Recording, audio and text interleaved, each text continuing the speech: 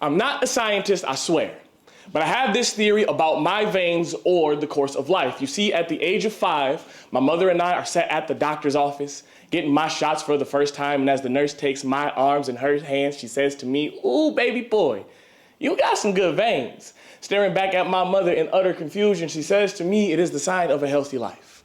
And I still don't know what that means. Flash forward to 14, where my fists made music, the other boy, an instrument of my anger. One insult too many turns to a symphony of rage. And in the closing movements, I can hear my girlfriend's fear. She says to me, "Your arms are absolutely terrifying when you are angry.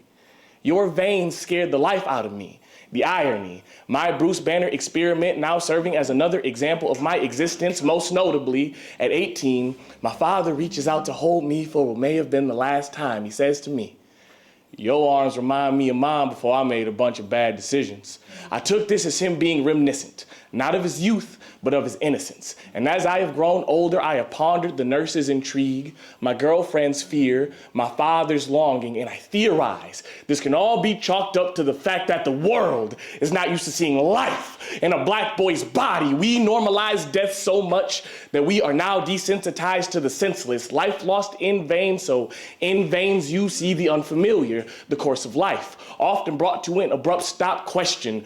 Why is death seen as so normal, but a breath of life is seen as brevity? I'm often made to feel like an oddity in the genre riddled in grief, and it's not exactly our fault that death is normal.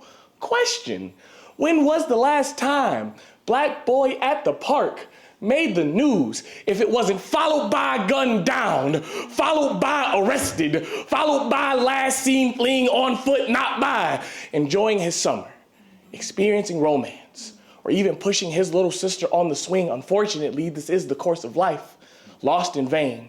So in veins you see the unfamiliar, and I was told not to cry over spilled blood. I mean milk, but I still weep for the boys who do not know we came prepackaged with an expiration date, consumed by a world intolerant to our joy, being told that our cries for help are far more digestible. And now I know why the sound of rain puts me to sleep.